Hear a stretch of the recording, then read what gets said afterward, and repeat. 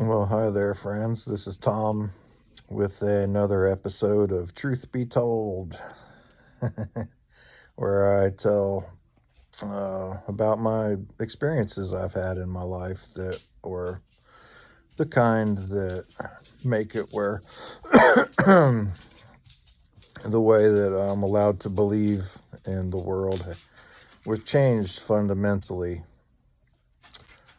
Not every type of experience is like that, but everybody gets their mind changed eventually.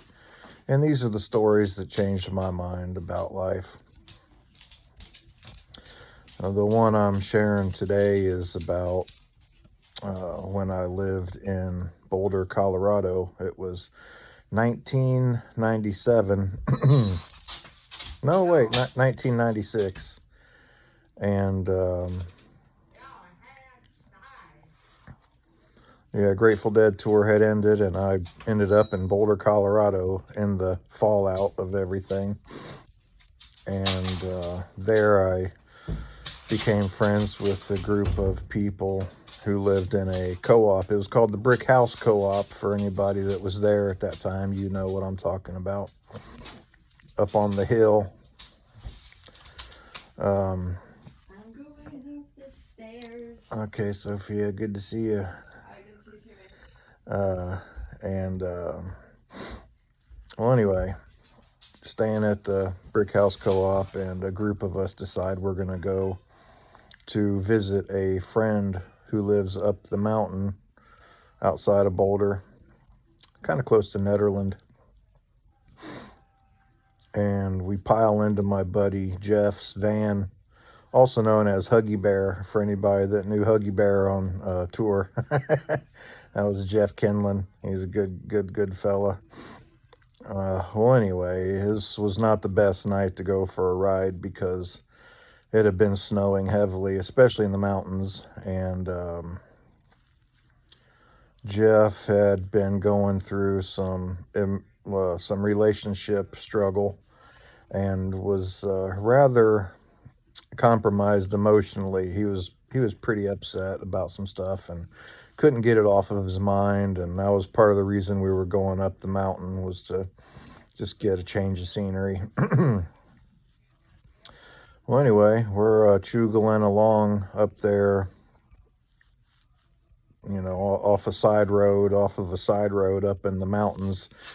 And anybody that's driven on snowpack, you know what I'm talking about, where a bunch of cars drive over the snow and then it packs down into a very slippery surface, about 5 inches thick of just what is basically ice at that point.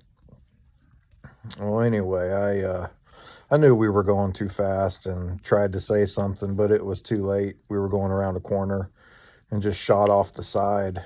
And let me explain. This van had two front seats, and everybody in the back was just free riding back there. And that was me and one other person.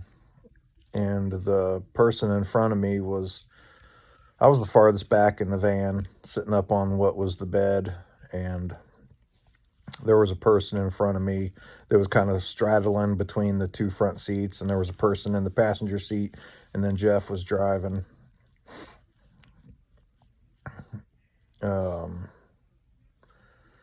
And so we go shooting off the side of this mountain, and just free falling.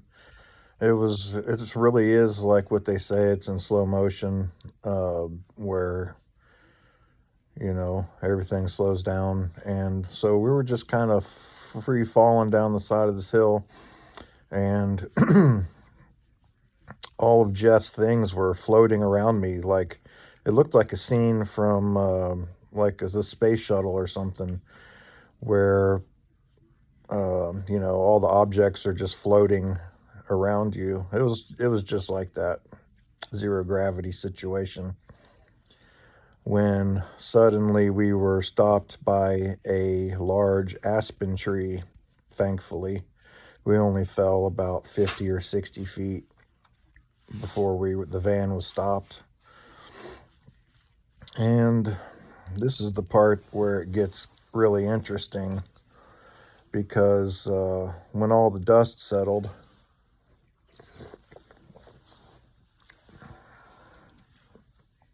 the driver area was crushed in completely by the tree, because that's where it impacted. The tree was the driver's front end side.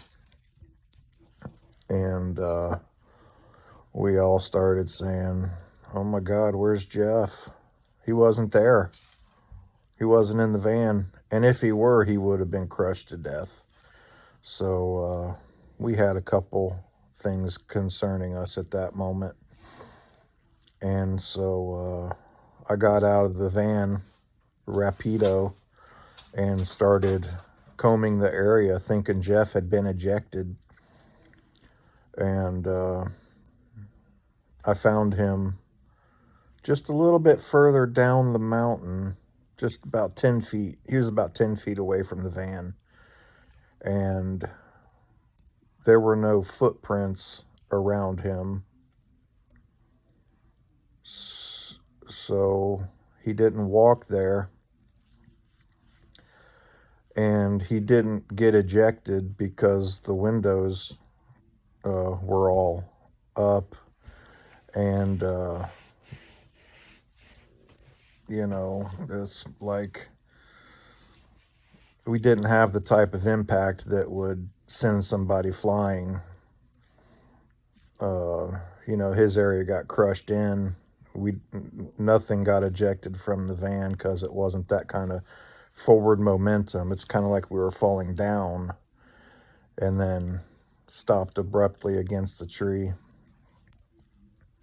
So we started asking Jeff how the heck he got out of the van before his seat got crushed in.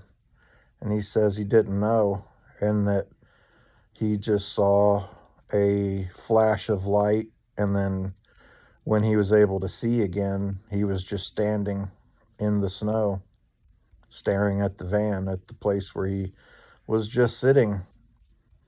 And yeah, we were all kind of had to take him for his word, because we all knew from the evidence that there was no way he could have jumped out of the van and then just gotten to where he was standing with no footprints there. And I don't know. So he says a guardian angel clearly saved his life, because he didn't have a scratch on him. And that's how it stands today. We all agree that something mystical happened to get him out of harm's way. And put the pieces together. There was no time to get out of the van on the way down. It was just happened in a second or two. And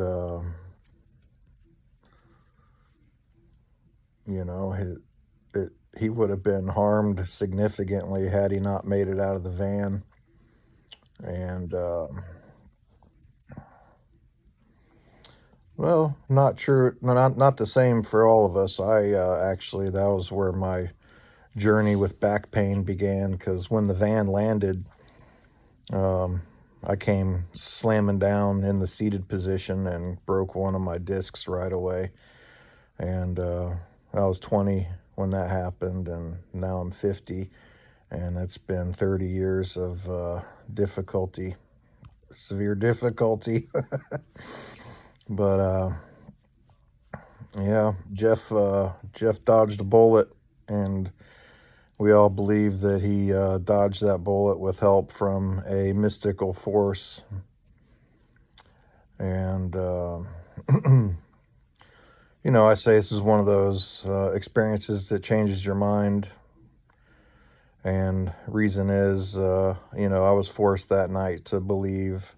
I already believed in the mystical, and strange phenomenon, because the place I grew up was very haunted, and I knew there was stuff happening that we couldn't see all the time.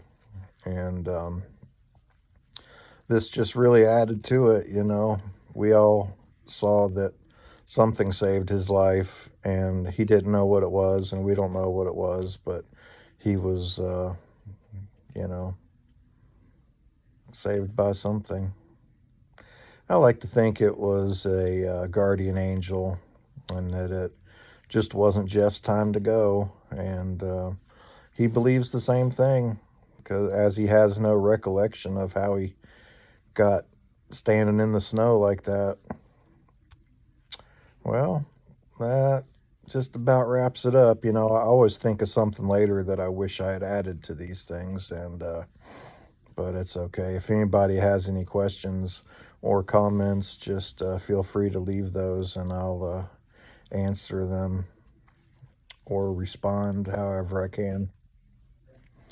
Anyway, much love to you all out there. I hope you're having a warm winter and that you're doing great.